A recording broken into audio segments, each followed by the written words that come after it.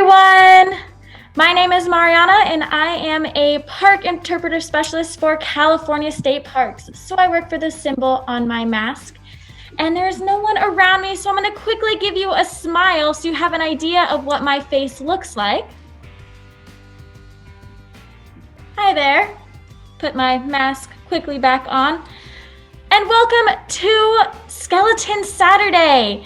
Today's program is about invertebrates. What is an invertebrate? Well, an invertebrate is an animal without a backbone. And my friend Monica is at Morro Bay State Park trying to find some cool invertebrates to teach us about them.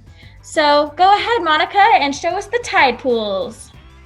Hello, everyone. My name is Monica. I also work for California State Parks, and I am at Morro Bay State Park today here at Windy Cove.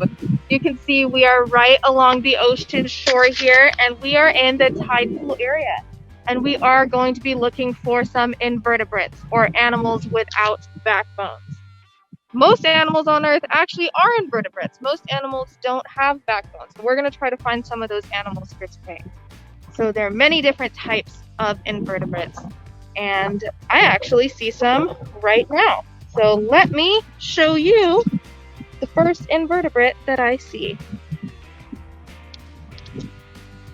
All right. You may or may not recognize this little guy right here. This is actually a sea anemone. And there's one right over here as well. Now, normally, its little finger-like parts would be stuck out when the water is closer to it, but this one is sealed up. This is a type of invertebrate known as a hydrostatic skeleton. Mariana, could you tell us a little bit more about what it means to have a hydrostatic skeleton? Why, of course!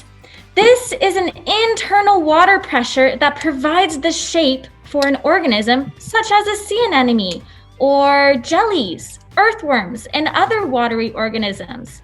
The water inside causes pressure against water outside. If the water is released, the organisms might dry up. And there are plenty of different types of organisms that have hydrostatic skeletons. And I'm going to give you a few examples right now. Here are examples of jellyfish. Pretty amazing. You might even be able to see one washed up on shore. Earthworms. And again, we have an octopus.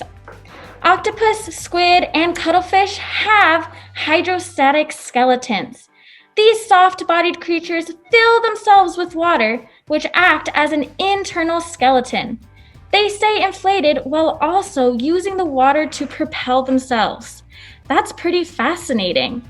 And to get a better understanding of what it means for an animal to have a hydrostatic skeleton, let's do a quick activity. All right, let's get to our hydrostatic activity. For this activity, I'm going to go ahead and change the view so you can see exactly what I'm doing. Okay, so I have my plastic glove and I have some water.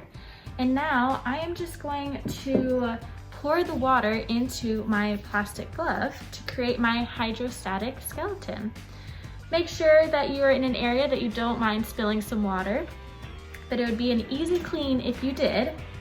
So I'm going to go ahead and pour the water into my glove, and you can see the glove inflating almost like a sea anemone tentacle.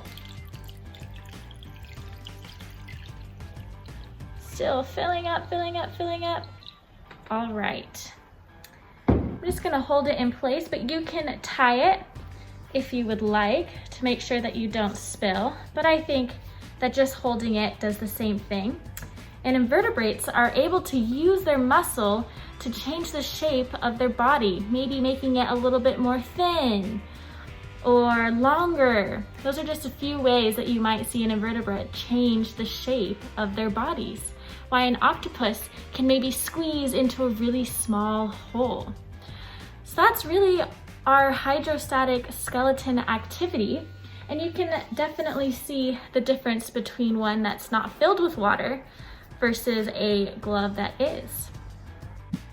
Monica, do you see any other types of invertebrates? I actually am seeing a lot of invertebrates, and these are some that you might recognize. These are California mussels, which are also invertebrates, and they have exoskeletons. So exo means outside, so they have an outside skeleton. This hard outside layer is what protects their bodies, and it's made out of a hard type of calcium or a hard type of protein. So just like your fingernails are made out of proteins called keratin, you can give your fingernail a tap. It's hard, right? Well, most exoskeletons have their exterior made out of proteins like that. So we've got mussels out here that are tidepool invertebrates. We also have some barnacles that also have that hard outside layer. Here's also a chitin that has an exoskeleton. What type of exoskeletons might there be where you are? Maybe you have crabs where you live, or maybe you've seen crabs before. Crabs are also a type of exoskeleton, and we'll try to find some here. But some ways that exoskeletons can grow their outer skeleton is either by molting, shedding it, or growing a new one. So crabs, they will molt their exoskeleton, which is why sometimes you might see tiny little pieces of crab shells. It doesn't always mean that something ate it or it died. It actually might mean that they grew out of it and left the smaller shell or their smaller exoskeleton behind. They might molt up to 13 times in their life.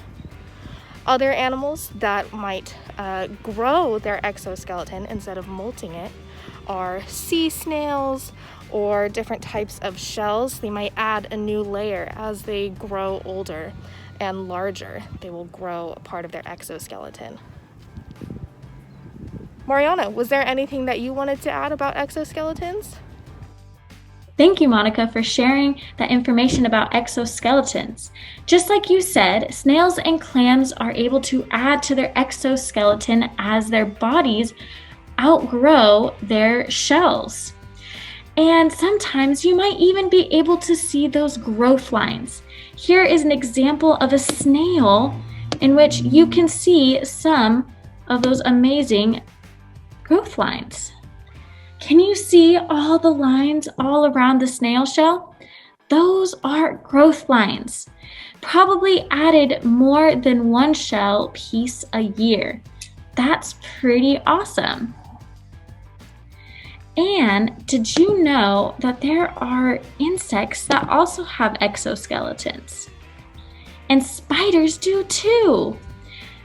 Tarantulas even molt, just like the crab example that Monica shared with us. I think all of that is pretty interesting.